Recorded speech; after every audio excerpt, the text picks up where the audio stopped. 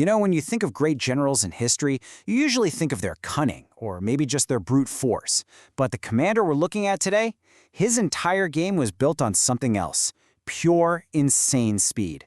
We're going to crack open the playbook of Xiahou Yuan, one of the fastest and most aggressive generals of the whole Three Kingdoms period.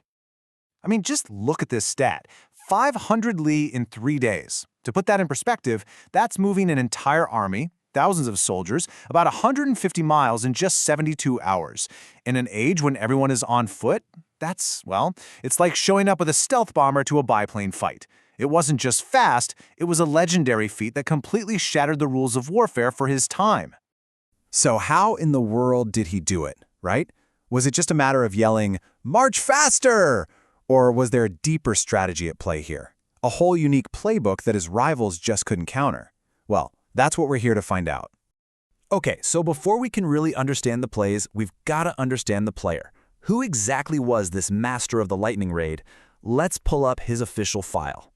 So here he is, the man himself, Xiahou Yuan. And what you're looking at here isn't some modern drawing. This is a page from the Records of the Three Kingdoms. That's the official historical text for the era. So this stuff isn't myth, it's not a tall tale, this is basically the primary source document, our historical scouting report. And that's what's so cool. All these incredible feats are grounded in real, documented history. All right, let's break down the crucial stats. He served the powerful warlord Cao Cao, but here's the kicker. Cao Cao wasn't just his boss, he was family. They were cousins. Now that changes everything, right? That level of trust gave him incredible freedom to act on his own. And that nickname, the Striding Tiger? I mean, come on, that tells you everything you need to know about what his enemies felt when they saw him coming. And the game he was playing in? Well, it was one of the highest stakes conflicts you can imagine. The Han Dynasty had collapsed, and China had just shattered into all these warring factions. In that kind of environment, you weren't just playing to win, you were literally playing to survive. Speed wasn't a luxury, it was a weapon. All right, let's get into the X's and O's. The first and most famous play in his book was the Lightning Offensive. This was his signature move, the one that made him an absolute legend. So picture a typical scenario for him. A rebellion pops up, deep in your territory, threatening to cut off your supplies. Now most generals, they'd respond with a big, slow, conventional army. They'd take weeks to arrive, giving the rebels all the time in the world to dig in. For any other general, this is a major headache. But for Xiahou Yuan, this was an opportunity. And here's his solution. It was brutally simple and unbelievably effective. The second he got the order, he'd strip his army down to the bare essentials. Forget slow supply wagons, forget heavy infantry armor. He traded protection for pace, probably relying on light cavalry and infantry who could live off the land. Then, he'd force march his troops around the clock, showing up when the enemy thought he was still weeks away. Think of it like a no-huddle offense in football. The defense has zero time to get set, no time to substitute players or figure out what's happening. By the time they look up, Xiahou Yuan is already in their backfield. It was just pure chaos. It was shock and awe. And this just perfectly illustrates the whole philosophy behind it.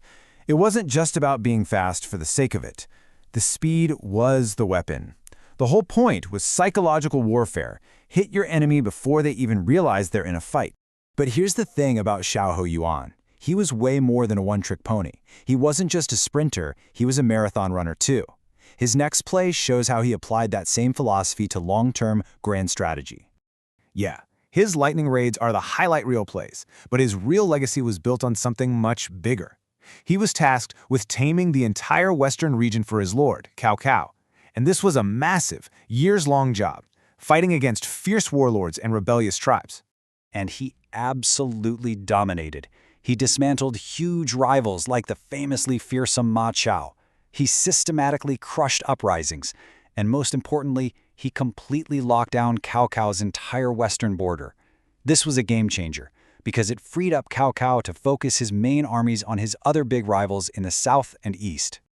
So if the lightning strike was like a single brilliant trick play, this was championship-level team building. He wasn't just winning games. He was basically building a dynasty in his region, creating a strategic stability that was absolutely invaluable to Cao Cao's entire war effort. And hey, you don't have to take my word for it. This was the assessment from his boss, the most powerful man in the land. When Cao Cao calls you an invincible tiger, you know you've done your job. This quote just perfectly captures the reputation he forged out there. Of course, every career, no matter how brilliant, eventually comes to an end.